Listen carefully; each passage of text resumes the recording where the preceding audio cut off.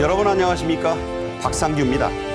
정부와 여당이 10월 1일 국군의 날을 임시 공휴일로 지정하고 내년부터는 정식 공휴일로 지정하는 방안을 검토하고 있습니다. 정부는 추석 연휴를 앞두고 소상공인과 중소기업을 위해 자금 40조 원을 풀고 성수품도 역대 최고로 공급하기로 했습니다. 한국인이 세운 일본계 고등학교가 일본 최고권위의 야구 대회에서 사상 첫 우승을 차지했습니다. 동해바다 너머로 시작하는 우리말 교가가 일본 현지 야구장은 물론이고 일본 전역에 여러 번 생중계됐습니다. 24조 원대의 체코 원전 수주에 미국의 웨스팅하우스사가 태클을 걸고 있습니다. 정부는 바이든 정부의 협조를 이끌어내는 데 총력을 다하는 한편 윤석열 대통령의 9월 체코 방문으로 정면 돌파에 나선다는 계획입니다. 최양호 기업정책연구원장, 최동호 스포츠평론가와 함께 말씀 나누겠습니다. 어서 오십시오. 네, 반갑습니다. 안녕하세요. 안녕하세요. 첫 소식입니다. 대통령과 정부 또 국민의힘이 25일 서울 삼청동 총리공관에서 고위 협의회를 열어서 추석 연휴 물가 안정 대책 그리고 소상공인, 중소기업 지원 계획 등을 확정했습니다. 물가 안정에 특히 노력을 기울이겠다는 이야기도 나왔는데요. 참석했던 한덕수 국무총리에게 직접 들어보겠습니다. 정부는 추석 장바구니 물가를 비롯해 생활 물가 안정을 위해서 각별히 노력을 기울이고 서민과 소상공인을 포함한 많은 국민들께서 민생 회복의 흐름을 온전히 체감하실 수 있도록 내수 활성화와 취약 부분 보강에 최선을 다하겠습니다. 네, 처서가 지나고 이제 더위도 기세가 조금씩 꺾이고 있습니다. 이제는 추석입니다. 추석 경기 진작, 또 농가 지원, 또 물가를 좀 더 안정시켜야 되는 여러 가지 그 대책들이 필요한 시점인데 고위당정 협의에서 이런 점에 대한 그 대책들이 많이 제시가 됐습니다. 자, 어떤 것들이 주요 대책이죠? 올해가요.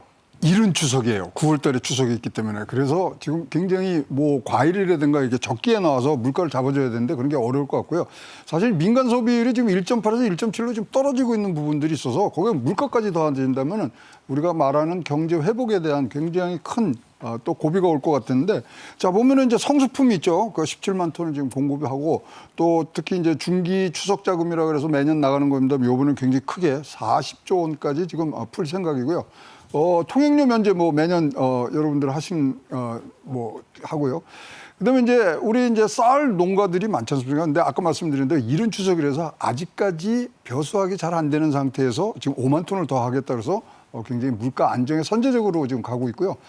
특히 하반기에 이제 전통시장을 중심으로 해서 지출과 신용카드가 지금 늘어야 되는데 그런 부분들에 대해서 증가분은 소득 공제에 반영을 할 것 같은. 7월 이후에 전통시장에서 쓰는 돈, 네. 신용카드 사용액의 증가분은 연말소득공제에서 한도를 늘려주는 거죠. 네. 그래서 지금 차례 상비가 1가구당 지금 29만 원에 나왔는데요. 많이 올랐어요. 한 9% 정도 올랐는데 이제 여기서 잡아내야 우리가 3분기, 4분기 가고요. 올해 우리 목표가 2.4% 경제 성장률인데 여기서 이게 사실 민간 소비율이 지금 떨어지게 그런 방향으로 간다 그러면 지금 0.3, 0.4%를 3분기, 4분기 해줘야 되는데 좀 어려움이 있지 않을까 그래서 굉장히 선제적으로 지금 뭐 이번에 정책들이 나오고 있는 것으로 보여집니다. 네.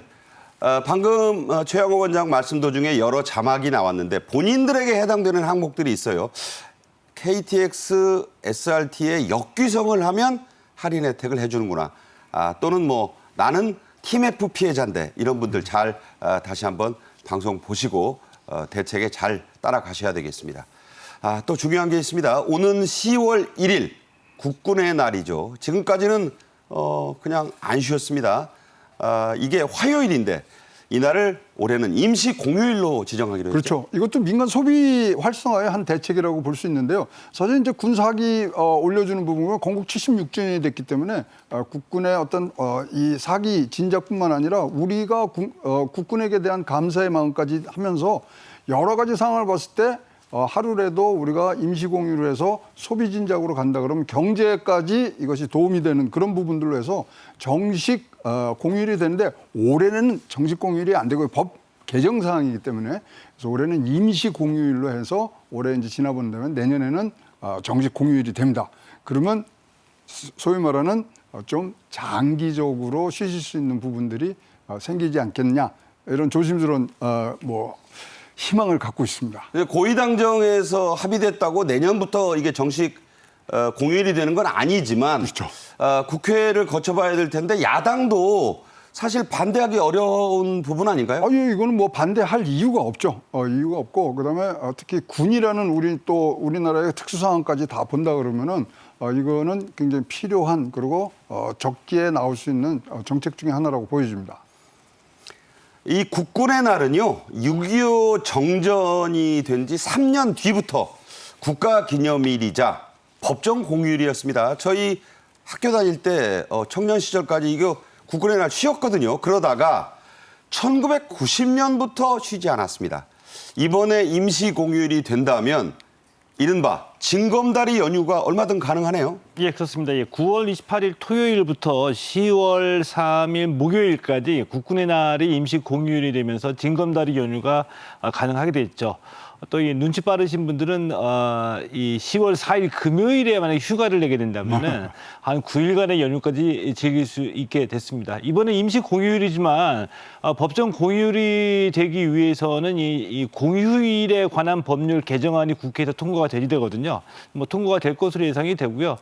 법정 공휴일로 다시 국군의 날을 맞이하게 됐습니다. 네, 기업하시는 분들이나 사업하시는 분들 입장에서는 징검다리 연휴가 썩 반갑지 않을 수도 있습니다. 직원들이 다 징검 이렇게 해서 휴가 간다고 하면 그 일주일 장사 못할 수도 있거든요. 하지만 더 큰 어떤 그림을 좀 볼 때가 아닌가. 경기 진작이라든가 여러 가지 그 면도 고려를 같이 하겠다는 얘기입니다. 부천에서 모텔 화재 참사가 나서 많은 분들이 희생됐죠.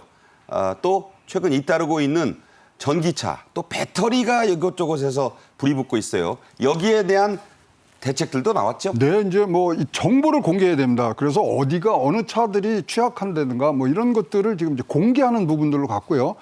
그러면 내년 2월에 배터리 인증제를 조기 시행하는 그런 앞전의 대책으로서 나올 수 있는 부분들이고 좀 앞당기겠다는 거 아니에요? 네, 앞당기고요. 사실 이 배터리가 자동차에 있는 배터리는 전수하기 전까지는 꺼지기가 굉장히 지금 어려운 그런 지금 기구이기 때문에 지금 소화포도 없는 장면 나오는데 네. 저게 없으면 절대 끌 수 없고 그렇습니다. 소화포를 덮어도 잘 안 꺼지잖아요. 그래서 지금은요 그냥 다 태워서 없애는 게 제일 좋은 방법인데 그렇게 우리가 방치할 수는 없고요. 앞으로 과다한 충전을 제한다든가 그다음에 조기에 진압할 수 있는 장치들을 9만 대 이상 지금 전진 배치해서 이 부분은 잡아야 됩니다. 지금 전기차로 대세가 가고 있는데 거기에 대한 안전장치를 우리가 소홀히 한다. 이거는 굉장히 뒤쫓아가는 정책이기 때문에 빠른 속도로 이런 것들이 확산되도록 만전을 기해 주시기 바라겠습니다. 네. 자, 이제 다음 주제로 가겠습니다. 야구팀이요. 고등학교 야구팀이 무려 4,000개가 넘는 나라가 있습니다. 바로 이웃 일본입니다. 그 고교 야구팀들의 왕중왕을 가리는 갑자원, 우리와 발음이 그렇고요. 일본 말로는 고시엔이라고 합니다. 그 역사가 1세기를 훌쩍 넘는 일본의 3대 빅 스포츠 이벤트 가운데 하나입니다. 올해는 순 우리말로 된 우승팀의 교가가 일본 열도에 가장 많이 울려 퍼졌습니다. 바로 이 노래 직접 들어보겠습니다.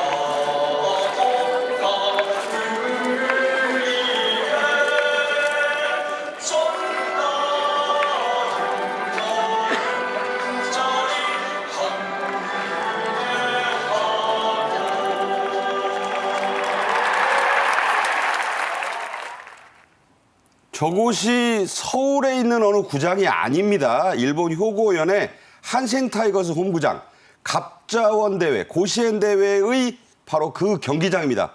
저기 서 있는 교토국제고 학생들 전원 100% 일본인 학생들입니다. 그런데 들으시는 교가 한국말이잖아요. 자, 우승팀인 교토국제고의 교가 동해바다 건너 야마도 땅은 거룩한 우리 조상 옛적 꿈자리로 시작합니다. 자, 일본에서는요, 공식적으로 동해란 말 자체를 안 쓰잖아요. 예, 그렇죠. 뭐 이 동해가 아니고 일본의 일본해라고 이제 표기를 하고 있죠. 자, 그래서 NHK가 중계 방송에서 일본어 표기를 할 때에도 이 동해 바다를 동쪽의 바다라고 표기를 했고, 이게 이제 논란이 되기도 했었었죠.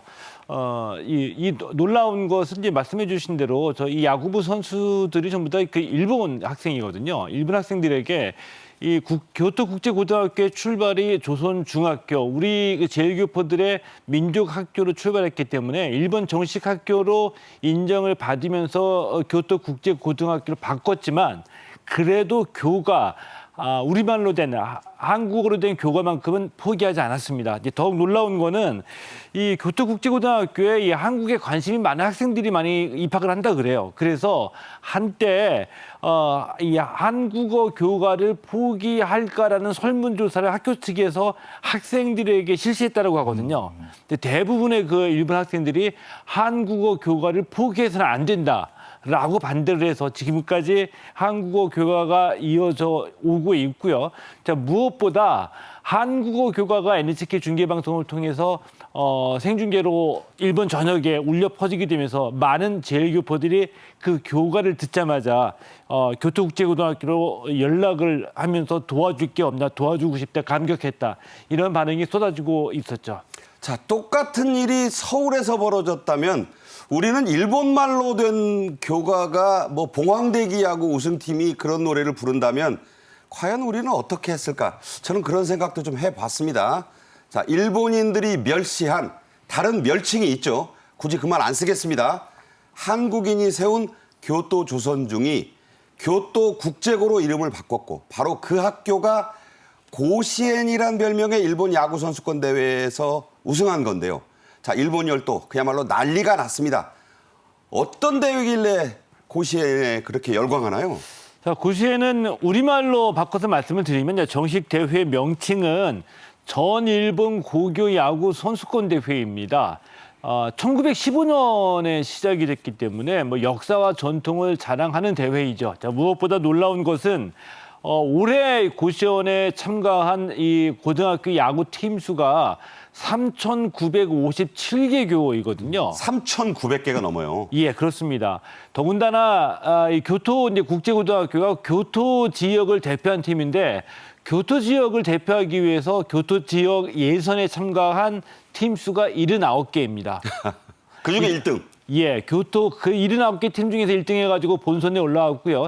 본선 대회에 한 4,000개 팀이 참가했기 때문에 4,000개 팀 중에서 1등을 차지한 거죠.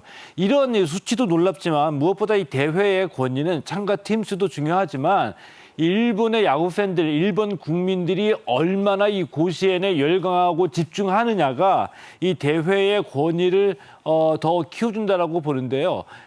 예를 들면 고시엔 본선이 열리는 고시엔 구장 그라운드를 밟아보는 것 자체가 일본의 고등학교 야구 선수들에게는 일종의 꿈이거든요. 뭐 흙을 떠서 집에 가져간다면서요? 예, 그래서 이 고시엔 본선에 참가한 학생들 중에는 일종의 그 야구 선수로서 경배하는 마음으로 이 그라운드에 흙을 유리병에 담아가지고 본인의 집으로 돌아가서 기념을 한다는 이런 이 사례들도 많이 있고요. 얼마나 힘든가. 지금 메이저리그에서 오타니 쇼헤이 선수가 홈런 40개, 도루 40개, 최소 경기 40, 기록을 세웠거든요. 슈퍼스타죠? 예. 그 오타니 쇼헤이 선수도 이 고시엔 본선에서는 1회전에서 탈락하게 됐습니다. 그러니까 야구가 아무리 혼자 하는 경기가 아니래지만 오따니가 뛴 학교도 1회전 탈락한 대회가 바로 이 고시엔입니다.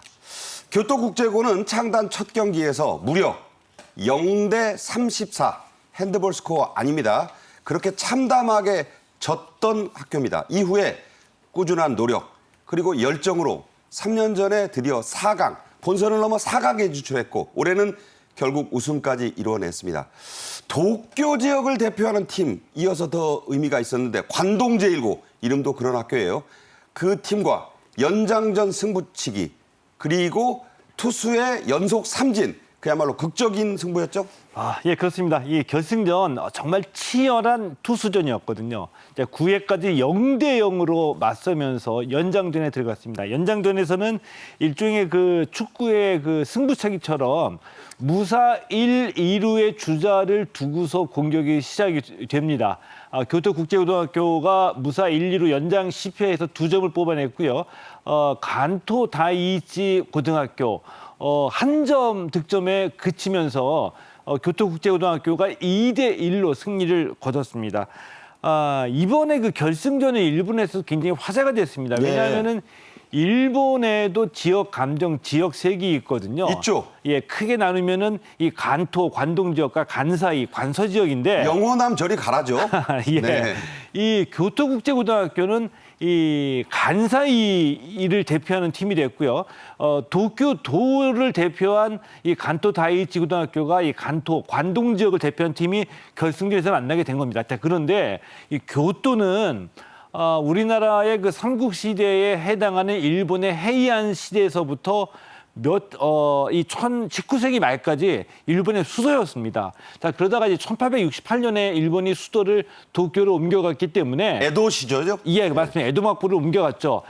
이 교토는 역사적, 문화적 자부심을 가지면서 이 도쿄를 조금 아래로 내려다보는 그런 감정이 있죠. 이런 지역 감정, 더군다나 학생 수가 2,000명이 넘는 도쿄 다이이치 고등학교, 학생 수 160명, 재정이 열악한 한국계 학교라는 점에서 굉장히 메이저와 마이너의 대결로 일본에서 큰 화제가 되기도 했습니다. 네, 다윗과 골리앗의 싸움이고 수도와 지방의 싸움이고 그런 대결에서 한국계 고등학교가 저런 기적을 만든 겁니다. 이 교토국제고는요. 일본인 학생이 60%, 한국인 학생 비율이 물론 동포입니다. 40%입니다. 야구팀은 감독도 선수도 모두 일본인이거든요. 자, 은행원까지 했던 선수 출신 일본인 감독이 이 팀을 계속 맡은 이유 참 감동적이에요.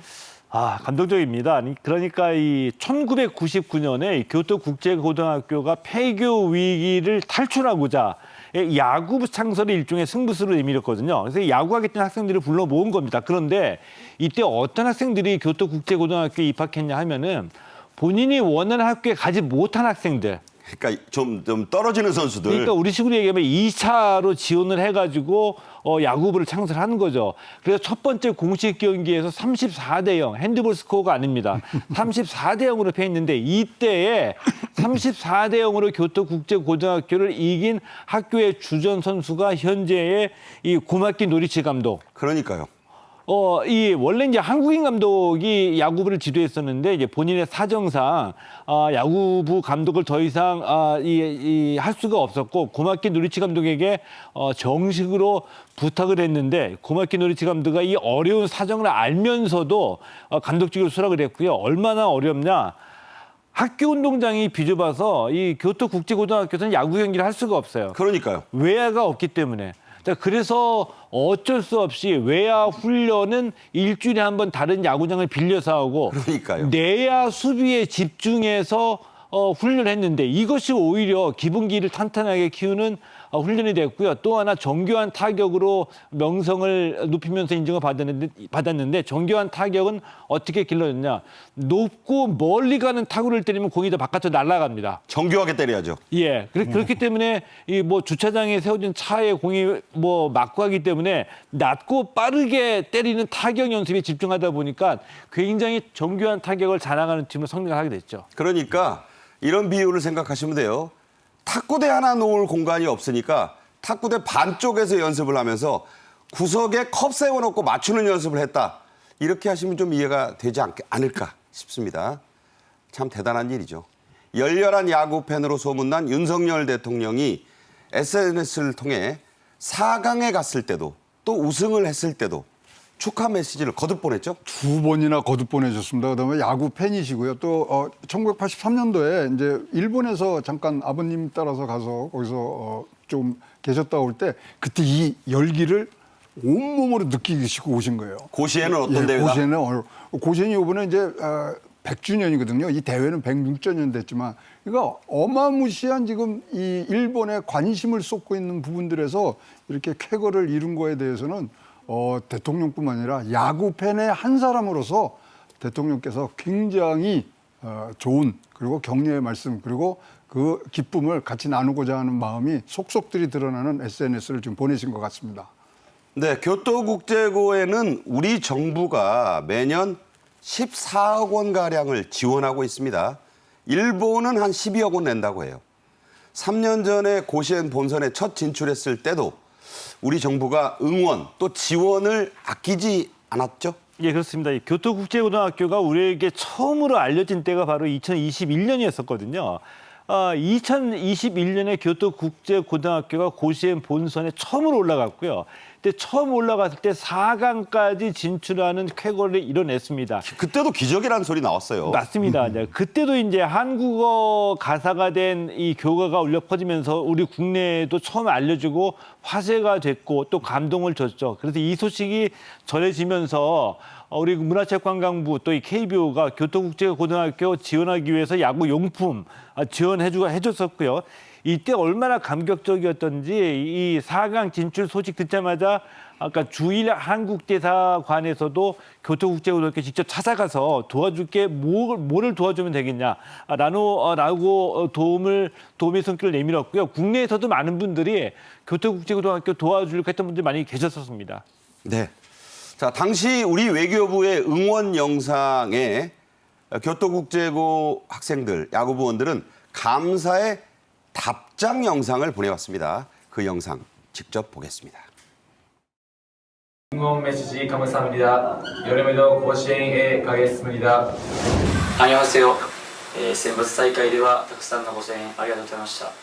夏の大会でもたくさんの声援をいただけるようにチーム全体で勝っていくので、また応援の方お願いします。감사합니다。甲子園期間中は物心両面にわたり多大なご支援ご声援をいただきましてありがとうございました。 한국에서도 이후로도 계속적인 지켜봄 속에서 응원해 주시고 격려의 마음을 보내주시면 저희들이 그것을 바탕으로 오늘보다 나은 내일의 교토국제학교를 만들어 가겠습니다. 감사합니다. 들으신 대로 감독 선수는 다 일본인인데 우리말 하려고 애쓰죠. 교장 선생님은 계속 한국인입니다. 자, 여기서 교토국제고의 뿌리를 좀 돌아보겠습니다. 광복. 일본에서는 같은 발음으로 하는 항복 2년 뒤인 1947년 교토 조선중으로 설립됐죠. 그렇습니다. 당시 이제 제1교포들이 십시일반 돈을 내셔갖고 교토 조선중이라는 학교를 1947년에 이제 만들기 시작합니다. 그래서 그것이 이제 1958년도에 교토 한국중학원으로 바뀌고요. 그러다가 이제 한국중고등학교로 병설 개교한 후에 지금 2003년도에 일본에서 학교 정식 인가가 나옵니다. 1999년에 재정난 때문에 일본인을 받아들이기 시작했죠. 네. 그리고 그때 이제 야구부가 창단이 됐고 현재는 중학생 22명, 고교생 138명인데 지금 현재 보시면요. 고교생 138명인데 남자 야구부가 70명이 넘고요. 거의 다. 네. 예. 나머지 여자 학생들이 있습니다. K-팝 때문에 들어온 거예요.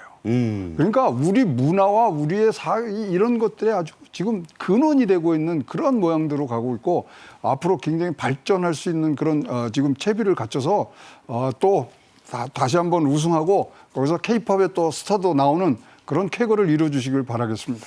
저는 그런 생각도 해봤어요. K-팝, K-컨텐츠가 좋아서 왔다는 일본인 여학생들 가운데 K-팝 아이돌이 되는 학생이 나오면 그것도 뉴스가 되겠다. 뉴스죠. 그래서 교류가 돼야 됩니다. 그리고 이제 우리 때는 모르겠습니다만 이제 우리 젊은이들은 우리의 과거를 잊어먹고 진짜 아시아에 손잡고 가는 이웃이 되어주시기를 바라겠습니다. 네. 교토국제고 야구부 이제는 참 명성이 자자해졌습니다만 전교 남자 고교생의 90% 10명 가운데 9명이 야구부원이라고요?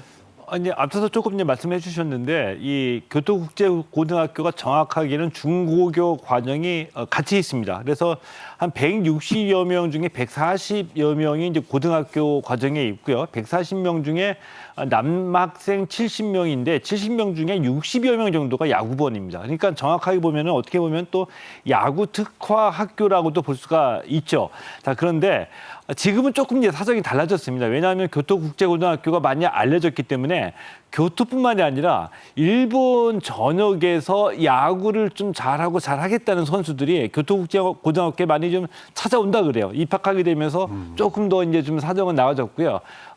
역시 그 야구를 통해서 이름을 알린 건 사례가 되겠는데 일부 우리 국내에서 이 정확하게 구별하고자 교토국제고등학교 그냥 일본 학교다라고 좀 지적하시는 분들이 계시거든요. 자, 그런데 일본 정식 학교인 건 맞습니다. 그런데 일주일에 4시간씩 이 교토국제고등학교의 뿌리를 찾아서 한국어 역사와 문화를 가르치기도 하고요. 자, 무엇보다 이 학생들 한국어 교과를 다 암기를 해가지고 다 부르고 있습니다. 그런데 저희 때는 뭐 월요일마다 이 중고등학교 다닐 때 조회됐기 때문에 교과를 다 알고 있는데 요즘에는 중고등학교 학생들이 교과를 모르는 학생들이 많다고 합니다. 교가 안 불러요. 부를 사실은. 기회가 네. 없고요. 그런데 이 교토국제고등학교 학생들은 한국어로 된 교과를 다 알고 다 부른다는 거 아닙니까? 구태여 뭐 지금 이 교토국제고등학교를 두고서 일본 학교다라고 지적할 필요가 있을까 하는 생각이 들기도 하죠. 네. 생각을 좀 해봐야 될 대목입니다. 분명히. 지금 우리 프로야구 1위를 달리고 있는 기아 타이거즈가 교토국제고 야구팀에 새 야구공 1000개를 선뜻 지원했었다고요? 예, 그렇습니다. 이 야구부 하나 운영하는데 비용이 많이 들거든요. 그래서 우리 국내에도 이 지방에 있는 야구팀에는 좀 재정난을 겪고 있기 때문에 이 헌 야구공을 많이 사용을 하고 있습니다. 자, 그런데 기아 타이거즈가 올해 초에 일본의 전지 훈련을 갔을 때에 그곳에서 이제 심지학 단장이 제일교포를 우연하게 만나게 됐고요. 그 제일교포로부터 이 교토국제고등학교 야구부 얘기를 듣게 됐는데 재정이 열악해서 이 찢어진 공을 테이프로 둘둘 말아가지고 사용하고 있다는 네. 얘기를 들은 겁니다. 그래서 이 전지 훈련 마치고 이제 귀국할 때 훈련 기간 동안에 사용했던 야구 공 중에 제대로 사용할 수 있는 걸 골라가지고 한 1000개 정도를 교토국제고등학교에 지원을 해줬다라고 얘기를 하고요. 이번에 우승하게 되면서 기아 타이거즈 구단이 앞으로 좀 더 지속적으로 이 교토국제고등학교 지원할 수 있는 방안을 찾아보겠다라는 입장을 밝히기도 했었습니다. 네. 우리나라에서도 지금은 프로야구에 열광하지만 그 뿌리는 고교야구였고요. 고교야구가 국내 스포츠 인기 1위였던 시절이 있었죠. 그 중학교, 고등학교 때 안 그랬어요? 예, 우리 안표사에 들어갔습니다. 그때 뭐 여러분 잘 아시는 최동열, 선동열, 그다음에 장효주, 이만수, 뭐 여러분 뭐 기라상 같은 분들이 거기 나왔고, 그다음에 이제 우리나라는 실업팀만 있었거든요. 이제 실업팀으로 넘어가는 부분들인데 말씀드린 대로 이어 밤새워서 안표사야지 들어갔을 정도로 인기가 높았고요. 그러다 보니까 그 바깥에서 그 동대문 운동장에서 했거든요. 동대문 운동장 바깥에서까지도 응원하는 열기가 각 학교별로 진짜 대단했던, 과연 이런 열기가 지금도 있을까 하는 정도의 그런 느낌들이 사뭇 다시 돌아오는 게 가슴이 뿌듯합니다. 네. 2028년 LA 올림픽에서는 야구가 다시 정식 종목이 됩니다. 윤 대통령, 그때는 한국이 다시 한번 금메달을 땄으면 좋겠다. 저도 같은 바람을 가져봅니다. 다음 주제로 가죠. 파리에서는 지금 또 스포츠 제전이 열립니다. 패럴림픽이라고 하죠. 파리 장애인 올림픽 개막이 이틀 앞으로 다가왔는데요. 역대 최다 종목 참가, 또 사상 처음으로 카누와 트라이애슬론 출전권도 우리가 따냈죠.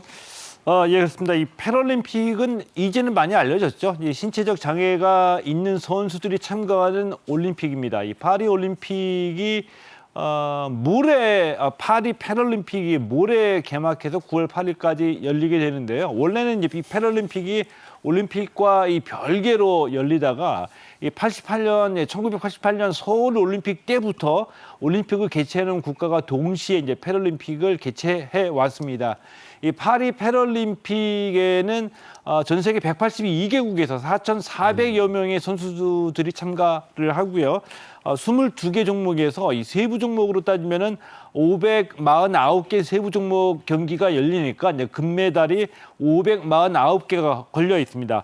우리 선수단은 17개 종목에서 177명의 임원까지 합친 177명의 선수단이 참가를 하게 되고요.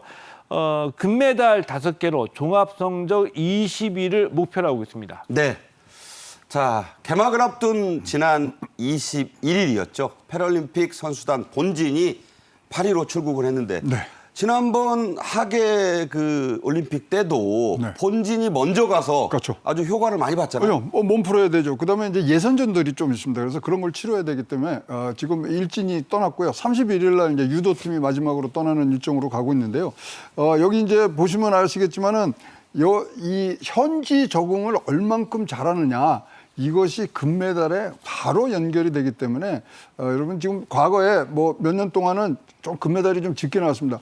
베이징 대회 4개, 런던 대회 3개 나왔는데 그것이 좀 줄어든 상황인데 다시 한번 힘을 내셔갖고 좋은 성적 내시길 바랍니다. 목표는 5개입니다. 네. 자, 5개 딴다 그랬다가 우리 그 이상 많이 땄잖아요. 이번에도 그럴 것 같습니다. 선수들의 출사표 직접 들어보시죠. 그동안에 준비한 저의 기량을 최대한 발휘할 수 있도록 최선의 경기를 하고 돌아오겠습니다.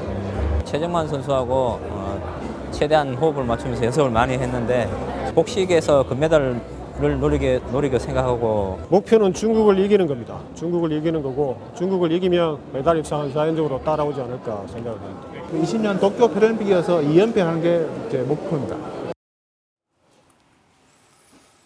네, 보치아라는 종목이 있어요. 여러분 생소하시겠지만 휠체어에 앉아서 목표 지점으로 끌거나 발로 차서 공을 붙이는 종목인데 양궁처럼 우리 선수단 10연패에 도전하고 있습니다.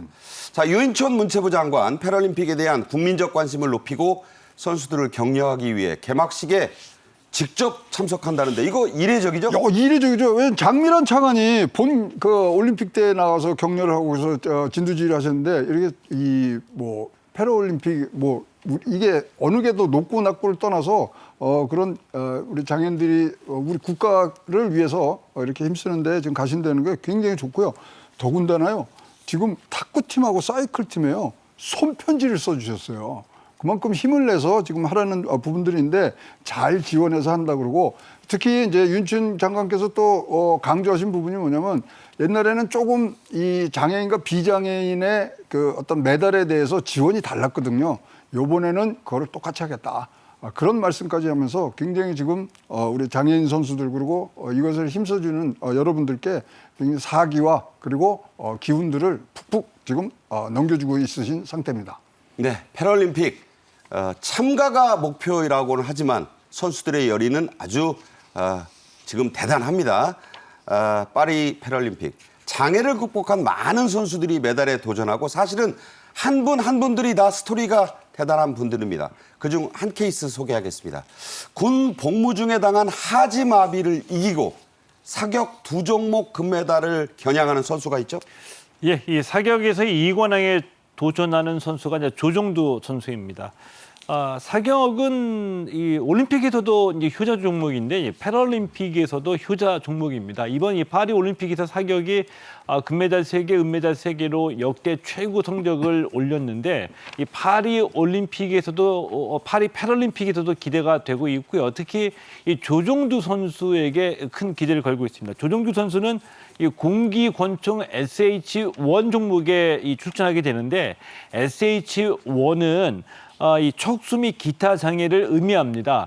이 장애인들이 모두 똑같이 출전하기가 어렵기 때문에 네. 이 알파벳으로 장애의 유형과 이 등급을 조정을 해가지고 비슷한 장애와 비슷한 등급의 선수들끼리 경기를 치르게 되는 거고요. 그렇죠. 이 조정두 선수는 이 사격 SH1에서 이미 그 세계 선수권 대회와 월드컵에서 계속 금메달과 은메달을 따온 실력이 검증된 선수라고 할 수 있습니다.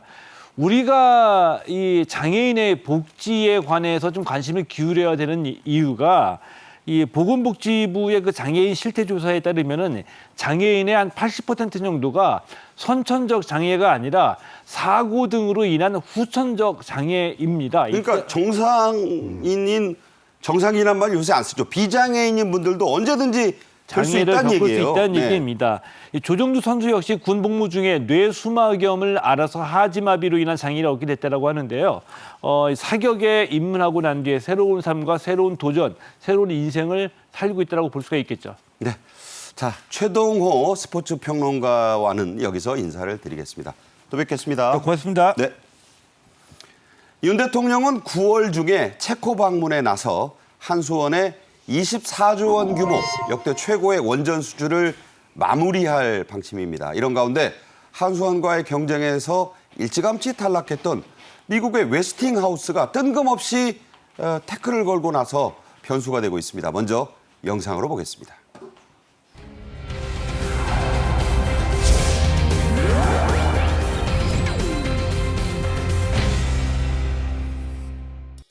빠른 시일 안에 제가 직접 체코를 방문해서 성공적인 원전 사업과 심도 있는 양국의 전략적 협력 방안을 논의할 것입니다.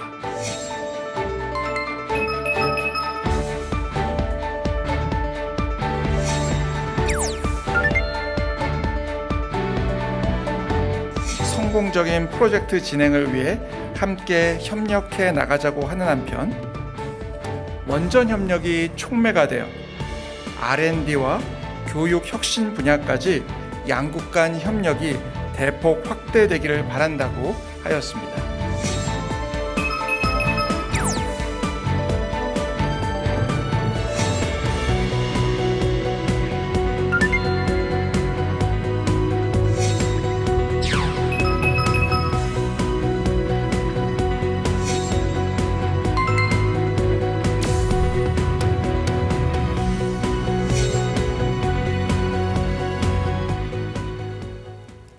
네, 방금 보셨듯이 원래 미국의 웨스팅하우스는 쉽게 말해 우리나라와 프랑스 또 미국 이 웨스팅하우스 이 세 회사가 결혼 1차 경선에서 탈락을 했었어요. 그런데 웨스팅하우스가 갑자기 목리를 부리는 이유 뭡니까? 이게요, 여러분 잘 아셔야 되는 게 이 문제를 최초로 발설하고 문제화한 거는 프랑스입니다. 네. 프랑스 EDF가 떨어지면서 한국은 이걸로 해서 안 됩니다. 이러고 갔거든요.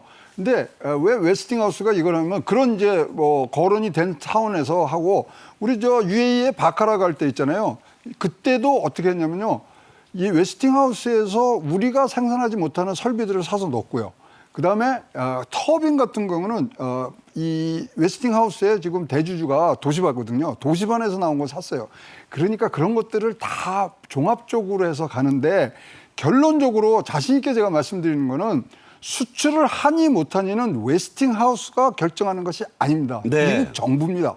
따라서 이 문제는 지금 뭐 수면 위로 지금 올라와 있는 부분이지만 미국 법원조차에서 지방법원조차에서도 이거는 기각을 한 부분들이 있어서 너무 걱정 안 하셔도 될 것 같고요. 현재 전 세계 지금 이 플랜트 회사들의 어떤 배경을 설명을 드린다면요. 지금 자본 잠식된 이런 이 회사들이 너무 많고요. 부채 400%가 넘는 회사들이 너무 많습니다. 그래서 만약에 한국이 이걸 성공적으로 하잖아요. 그러면 우리나라가 굉장히 큰 수주를 할 수 있는 부분들이니까 다 지금 배가 아픈 거예요. 배가 아프다. 네. 자, 쉽게 말해서 지금 핵심을 짚어주셨어요. 웨스팅하우스가 2009년 UAE의 바라카 원전을 우리가 수주할 때는 아주 쉽게 해줬던 그 동의 절차를 이렇게 미루면서 우리 애를 태우는 속내. 뭐 숟가락 얹기란 말도 있네요. 그러니까요. 그래서 이거를 같이 나눠 갖고는 한다든가 등등인데요. 지금요. 불란서도 그렇고 영국도 그렇고 유럽은요. 지금 완전히 열풍입니다. 그걸로 지금 우크라이나 전쟁통을 통해서 가스라든가 이런 것들에 너무 시달리다 보니까 이쪽으로 가고 있는데요. 이것을 온 타임에 온 버짓으로 할 수 있는 유일한 나라가 대한민국뿐이거든요. 그렇기 때문에 지금 배가 너무 아픈 겁니다. 네. 그래서 여기서 우리가 굉장히 좋은 부분들을 가면 이 어떤 금자탑을 쌓을 수 있는 부분들이고요. 사실 여기에 대한 규정은 1978년도에 원자력 공급국 그룹이라는 게 있습니다. NSG라 그래서 여기서 수출할 때는 통보를 하게 돼 있는 거지 제한을 하는 건 아닙니다. 제한의 권한은 미국 에너지부에 있고 지금 거기에 웨스팅하우스가 어떻게 해줘야 되냐면 추천을 해줘야 되는데 자기들 먹을 게 없는 거예요. 네. 그러니까 목리를 부린다고 좀 볼 수밖에 없고요. 이 부분들은 뭐 우리가 지금 한미 동맹 간의 뭐 어떤 이런 걸 뛰어넘어서 이건 상도이고 이거는 서로 경쟁하면서 커가는 시장이기 때문에 이 부분에 대해서 뭐 너무 이제 우리가 이거 뭐 우리가 또 밀리는 거 아니야? 절대 그럴 일 없을 것으로 보여집니다. 네, 축구나 미식축구 예를 좀 들게요.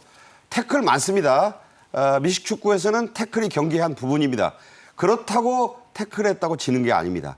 업계에서는 결국 이 문제 절대 파국까지는 가지 않을 거다. 웨스팅하우스에게 뭔가 숟가락을 얹어주는 대가를 잘 협의하면 될 거다. 이런 말이 나와요. 그렇습니다. 그리고 이제 체코가 사실 여러분 잘 아시겠지만 나토 소속국이거든요. 그러면 나토 한다 그러면 사실 미국의 무기 체계까지 같이 써야 돼요. 그러면 이 부분들은 굉장히 여러분들이 전략적으로 생각하셔야 되고 지금 체코에 4개의 지금 원전이 있는데 다 러시아에서 만든 거예요. 시스콤에서. 따라서 이 부분들을 지금 갈라 그러면은 사실 체코가 이건 면이 안 쓰는 부분들이 있고요. 지금 이제 프랑스가 목리를 지금 사실은 부리는 부분들이라고 좀 보시면 돼요. 왜냐하면 자기네 뒷마당에 한국이 완전 이 전체를 플랜트를 다 따갖고 들어오거든요. 뭐 프랑스가 또 원전하면 최고 아닙니까? 유럽에서는. 그런 거 등등이 섞여 있는 이건 단순하게 보실 건 아니고요. 여러 가지가 복합적으로 한다면 이 부분들은 우리가 우선 협상권자로 7월 17일 날 결정이 됐고 26일 날 이제 정부에 통과가 됐기 때문에 여러분 이제 뭐 우리가 잘 준비해서 우리가 얘기한 버짓과 시간 내에 해준다 그러면 금자탑을 쌓을 수 있는 좋은 기회라고 보여집니다. 네, 정부도 총력을 다하고 있고요. 미 국무부가 에너지부와는 달리 한미동맹의 관계를 감안해서 해결을 할 것이다. 이런 얘기 나옵니다. 윤 대통령의 9월 체코 방문에 삼성 등 4대 그룹 총수들 또 경제사절단이 대거 동행할 예정이죠? 그렇습니다. 이번엔 가지 말래도 꼭 가셔야 됩니다. 체코하고 한국의 산업 구조 굉장히 비슷합니다. 그러니까 유럽에서 두 번째로 자동차 생산, 네 번째로 자동차 생산 많이 하는 데고요. 두 번째로 반도체를 많이 하는 나라고요. 수소하겠다고 지금 나와 있고요. 그다음에 체코가 굉장히 진심으로 대하는 부도가 철도입니다. 이거 제일 잘하는 나라 어디입니까? 대한민국이거든요. 그래서 이 부분들은 체코와 우리나라랑 굉장히 비슷한 게 많아요. 특히 근면성실한 뭐 국민성뿐만 아니라 주변 강대국에서 시달림 받은 거, 그다음에 제조국 강국이면서 대외 수출 많이 하는 나라. 어제 많이 들어보셨죠? 한국하고 너무 비슷합니다. 그래서 한국과 같이 경협을 하고자 하는 그런 수위는 다른 나라보다 훨씬 더 강렬하다고 보여집니다. 네. 윤 대통령은 이번 9월 체코 방문에서 원전 얘기만 하고 그거 마무리만 짓는 게 아닙니다. 폴란드에 이어 체코도 신형 전차 도입을 추진하고 있는데요. K2 흑표 전차에 또 한 번의 대박에 윤 대통령의 체코 방문이 힘을 잔뜩 실어주겠죠? 그렇죠. 나토죠. 나토로 뭐 이런 군수를 같이 한다는 건 사실 피를 같이 나눈다는 거거든요. 그리고 아까 말씀드린 대로 나토에 소속이 되기 때문에 미국의 어떤 방어 체제와 같은 맥락의 매뉴얼을 가지고 있기 때문에 이 부분들이 우리한테 올 수밖에 없다고 생각을 하고요. 사실 이쪽에서 가장 관심 갖는 것 중에 하나가 또 금융이에요. 네. 금융 그다음에 이제 교육까지 이렇게 갖춰간다면은 피를 나는 그런 국가가 더 뛰어넘는 부분들입니다. 우리 프라하의 연인이라고 옛날에 기억나시죠? 네, 굉장히 유명했던 거지만 진짜 우리 한국민이 가고 한국민의 정서와 굉장히 닮아 있는 곳이 체코라고 저는 알고 있습니다. 네. 윤 대통령이 원전 수주를 위해서 체코만 가는 게 아닙니다. 체코는 과거 체코슬로바키아에서 독립한 나라죠. 자, 체코가 있고 당연히 어떤 나라가 있겠습니까? 슬로바키아가 또 독립국이 있거든요. 그 총리가 9월에 우리나라에 옵니다. 신규 원전 건설 계획 때문에 온다는 거 아닙니까? 네. 지금 유럽은 뭐에 되면 탈석탄에 지금 폭풍이 몰고 있습니다. 거기서 원전을, 여기도 원전이 2개나 있습니다. 거기에 지금 한국이 보니까 단가가 제일 싸요. 그리고 시간 내에 하는 뭐 유일한 나라가 돼 있기 때문에 가성비와 납기 완벽해요. 그래서 지금 뭐 한국이 대박을 한다는데 저는 거꾸로 보고 있습니다. 체코하고 슬로바키아가 그 나라가 대박입니다. 우리나라의 이 기술력을 가져다가 쓸 수 있는 자체가 체코는 대박 맞은 겁니다. 자, 슬로바키아가 1200메가와트급 원전을 계획하는데 공교롭게도 한국, 미국, 프랑스의 대결. 어디서 많이 본 거 아니에요, 이 그림? 이게 이제 체코 때도 그랬으니까 네. 체코와 판박이인 슬로바키아도 그렇게 되겠네요. 그럼요. 이거는 따라올 수가 없습니다. 우리나라가 2,700불 정도 1와트 뭐 단가를 한다 그러면 지금 미국은 6,000불, 불란서는 4,800불이거든요. 따라올 수가 없는데 우리가 얼만큼 지금 해주느냐는 뭐에 달렸냐면 기술 이전입니다. 그래서 바카라에서도 우리가 봤듯이 그때 UAE에 원전 기술자 2명 있는데요. 우리가 기술 해주면서 2,000명으로 늘었거든요. 사실 폴란드는 체코는 그러한 이 모습까지도 지금 그리면서 우리나라를 파트너로 삼고 싶어 하기 때문에 여러 가지 지금 얘기가 나온다면은 시샘 어린 그런 다른 나라의 시선까지도 여러분들 고려하셔서 판단하시길 바라겠습니다. 자, 이런 생각 들어요. 우리 대통령은 체코 가서 24조 원 마무리하고 네. 슬로바키아 총리는 우리나라에 와서 네. 그에 못지않은 원전 계약하고 가고 그럼요. 체코슬로바키아가 한국 원전의 최고 그렇죠. 2030년까지 우리 원전 10기 수출이지 않습니까? 두 나라에서 다 해줄 수도 있습니다. 네, 그렇군요. 최영호 원장이었습니다. 고맙습니다. 네. 저희 정책엔 이슈는 9월 2일 월요일부터 KTV 유튜브 채널로도 실시간 스트리밍 방송될 예정입니다. 더 알차고 유익한 내용으로 여러분과 함께 하겠습니다. 많은 시청과 구독 부탁드리겠습니다. 저는 내일 오후 1시에 또 찾아뵙겠습니다. 고맙습니다.